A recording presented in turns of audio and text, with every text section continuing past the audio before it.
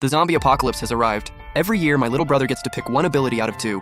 Whatever he doesn't want goes to me. First year, he grabbed the only offensive ability, Lightning Control. And I got stuck with the other one, a completely useless support ability called Light of Purification. In the apocalypse, a support ability that can't kill zombies is straight up useless. I scraped by, purifying water and food just to trade for basic supplies at the base, living like a dog. Meanwhile, my brother Jiboxiao, with his insane lightning powers, became the star of the base, the Lightning King everyone feared and worshipped. In the end, over a woman, he didn't hesitate. He blasted me into nothing with a single bolt of lightning. I was reborn, back to day one of the apocalypse, and the two-choice selection was happening again. My brother put on his fake little smile and asked, "Bro, which one should I pick? Lightning Control looks so sick, but Purification seems pretty solid too." I knew he just wanted to watch me squirm with jealousy. Last time around, I was eaten up by it.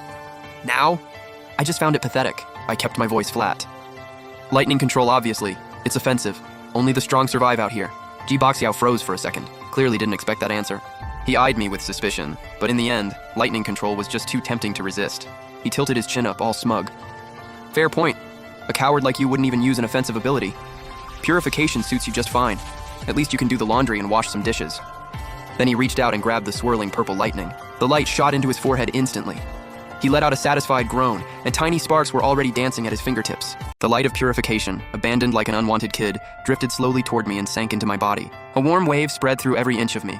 Felt good, but yeah, zero offensive power. Jiboxiao threw me one last look of contempt, then walked out to go show off to our parents. I shut the door and let out a long, slow breath. What he didn't know was that the light of purification, in the late game, is worth more than any offensive ability out there. It doesn't just purify water and food, it can purify the zombie virus itself. An ability that can cure the zombie infection in a world where everyone's terrified, that means absolute power and status. And Jiboxiao just handed all of that to me with his own two hands. Outside, the sky was darkening at a visible rate, and a sweet, rotten stench started filling the air. Piercing screams and chaotic roars erupted in the streets. Then someone slammed hard on our door. Dad was outside yelling, "Jiboda, get out here right now! There are monsters out there! Come protect us!" I didn't respond. Instead, I dragged the heaviest desk in the room and barricaded the door. The cursing outside got louder, and I could hear Jiboxiao impatiently pushing. "Dad, forget him! What's a support ability even gonna do? Let's go!" The voices faded fast. They were gone. Just like last time, they ditched me without a second thought. I leaned against the door, listening to the screams in the hallway, feeling nothing but cold. In the dark, I held out my right hand. A soft white glow lit up in my palm.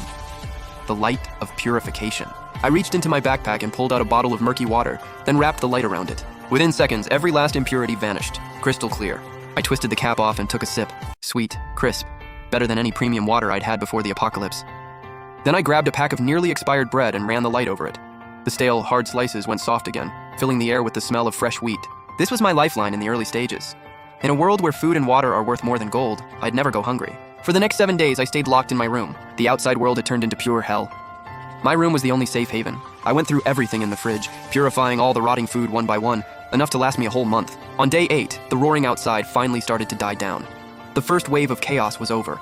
Survivors were beginning to set up their first camps. I cracked the door open carefully, checked the hallway for zombies, then shouldered my already packed bag and left this place I used to call home.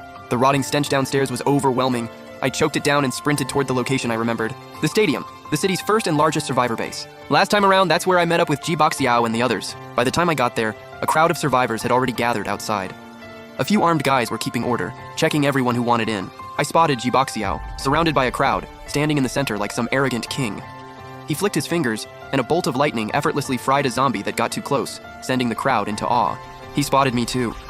A flicker of surprise crossed his eyes, then pure contempt took over.